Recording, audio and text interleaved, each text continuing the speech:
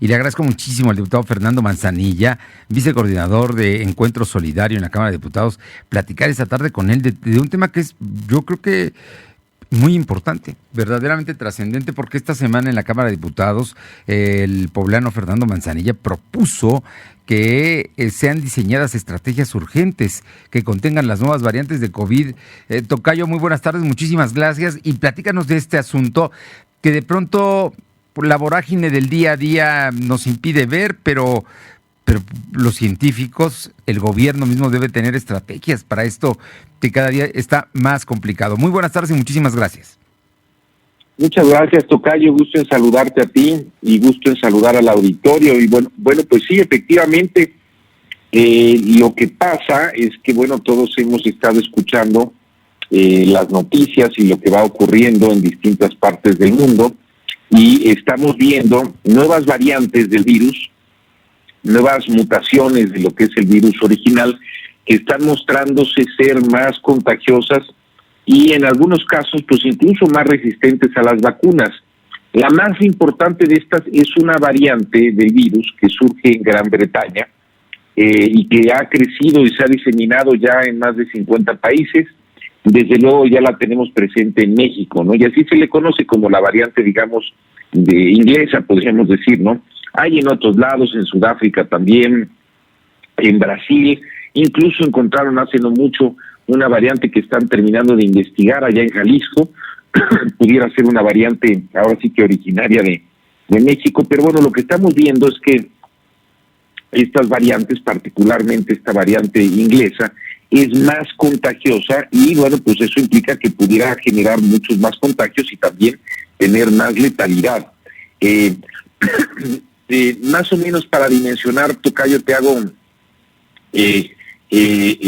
poquito el ejemplo. Si la variante del virus original contagia alrededor, digamos, de 2.7 personas, esta variante, la variante inglesa, contagia entre 50 y 70% más, es decir, en promedio más de 4 personas por cada persona contagiada. Eso lo que implica es que tenemos que estar muy pendientes de todos los asuntos de mutación del virus porque pudiéramos tener un incremento inusitado de repente. Es justamente lo que pasó en Inglaterra. En Inglaterra a finales de noviembre, cuando ellos pensaban que estaban concluyendo ya o superando su segunda oleada, de repente les pegó de manera fuerte esta nueva variante y lo que sucedió pues es que para diciembre ya se habían contagiado, digamos, un número inusitado, mucho más alto que en las oleadas anteriores, y se colapsó su sistema de salud.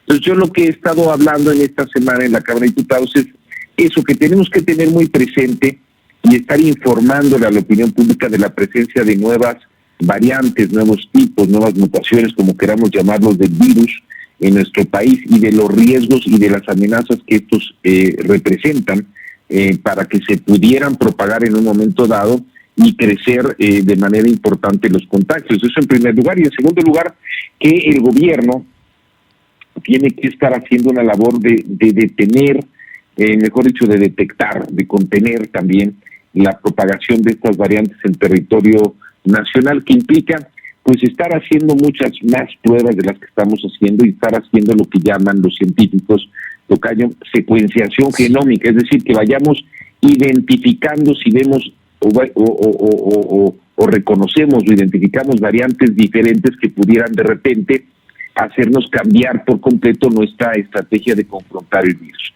De eso se trata. Es un tema pues a lo mejor un poquito raro porque es un poquito más científico, podemos decir, pero es importante que reconozcamos que el virus que estamos enfrentando no es un virus nada más, o no es el mismo virus, sino que ese virus ha ido mutando, ha ido cambiando y estamos viendo que en otros países de repente los contagios se disparan por eso y tenemos que estar muy presentes en México para que si identificamos estas nuevas cepas creciendo rápidamente, bueno, pues podamos responder de manera adecuada.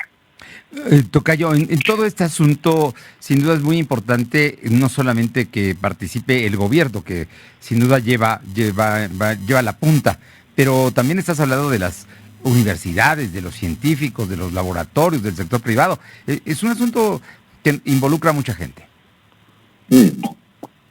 desde luego que involucra a mucha gente y desde luego que tiene que estar involucrado pues la comunidad científica, pero el gobierno de alguna forma, y no solo el gobierno federal, sino también los gobiernos estatales, tienen la posibilidad de ir haciendo como parte de sus planes y como parte de sus programas estos seguimientos. Incluso, si no estoy equivocado, lo que se viene trabajando o identificando en esta nueva cepa, en el caso de Jalisco, se hizo a través justamente de la comunidad científica de allá y del gobierno estatal.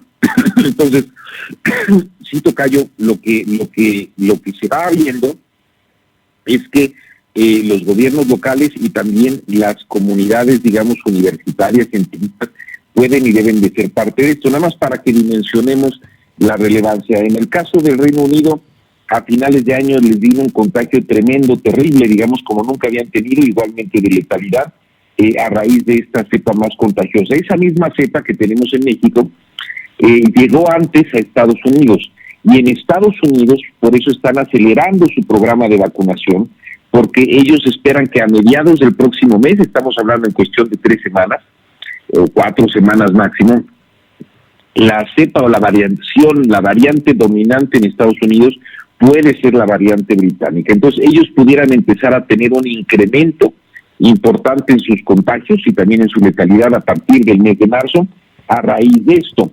Y por eso todos los países, incluido Estados Unidos, desde luego están tratando de acelerar de manera muy importante sus programas de vacunación, porque entran en una especie de carrera. Es decir, tenemos que acelerar lo más que podamos los programas de vacunación para que estas nuevas variantes que pudieran ser más contagiosas no nos vayan alcanzando. Claro. De eso se trata un poco el reto que tenemos ahora, y desde luego ir teniendo investigación en el país por parte de los gobiernos y desde luego, como tú dices, la comunidad científica, para identificar estas variantes de estas cepas y poder saber, pues si es que están muy prevalentes, pues saber a qué nos podemos enfrentar. Bueno, y saber las vacunas hasta dónde también van a ser también. Hoy la ventaja que tenemos es que, por ejemplo, hablando de la variante inglesa, de estas variantes, la mayor parte de las vacunas se está encontrando que sí, digamos, son efectivas, pero eso no quiere decir, y eso cambiaría por completo el panorama que tenemos, que más adelante pudiéramos encontrar variantes que fueran ya pues diferentes, o que fueran, digamos, que tuvieran algún tipo de variación que ya las haga resistentes a las vacunas actuales, lo cual implicaría, bueno, todo un cambio de estrategia, porque tendrían que diseñar nuevas vacunas. En fin, el virus es algo que no es estático, es lo que hay que entender, sino que va evolucionando y tenemos que ir evolucionando junto con él para poder identificar cualquier situación de riesgo.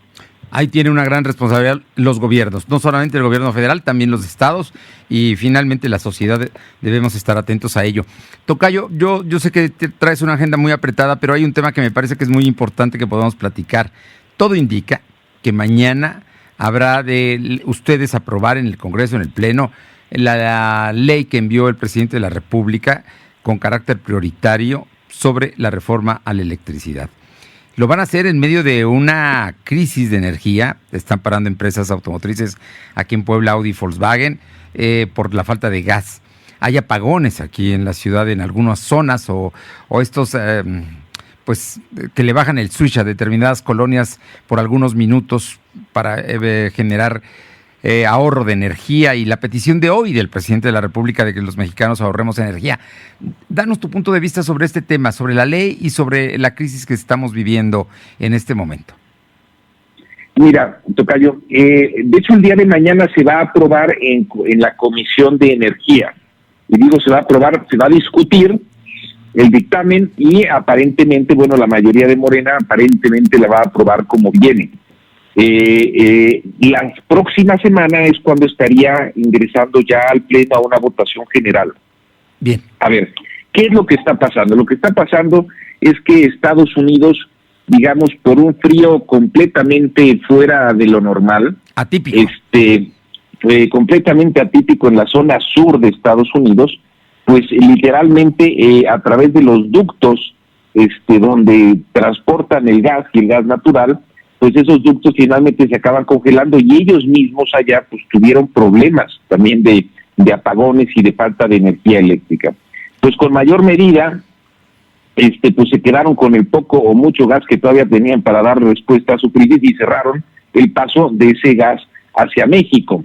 Ahora, ¿qué es lo que sucede en otros países o qué es lo que pudiera suceder en México? Que tuviéramos abastecimiento de gas, es decir, centrales de almacenamiento del gas natural. Y entonces, si de repente nos dejan de enviar, pues podríamos aguantar un día, 2 días, 10 días, 50 días, lo que nuestro abastecimiento, digamos, o almacenamiento, mejor dicho, aguantara.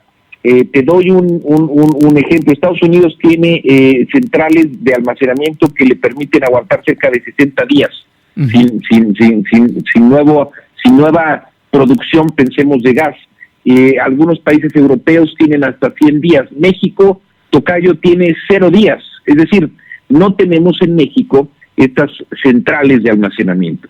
Y eso es debido a que desde el sexenio pasado se iban a construir, desde finales del sexenio pasado, justamente para enfrentar situaciones como esta, no se hizo, y esta administración tampoco ha generado esas inversiones que además pudieran ser de privados. Entonces, yo que veo, necesitamos invertir en estas centrales y necesitamos seguir invirtiendo en el sector energético en general. No podemos parar las inversiones que hoy en día están paradas en México porque hay poca certeza y poca certidumbre por parte del sector privado respecto a las reglas en el sector energético. Y ahí pues yo sí difiero un poco. Yo creo que esta iniciativa que va enfocada al sector eléctrico en particular, pues no necesariamente es una iniciativa que va a abonar o ayudar a que fomentemos la inversión privada.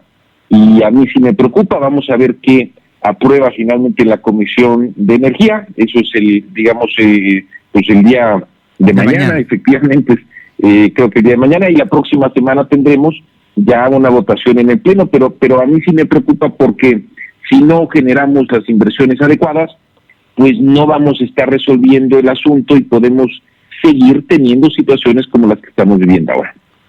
Pues sin duda yo creo que ya el tema de la energía debemos verlo como un tema de seguridad nacional, porque el tema de la producción, la energía, la luz, el propio presidente se ha mostrado muy preocupado y ya te ha hecho varios compromisos en que no habrá apagones. Sin duda él no quiere que haya apagones, pero la realidad de la estructura o la infraestructura que se tiene es la que no nos permite garantizar ello.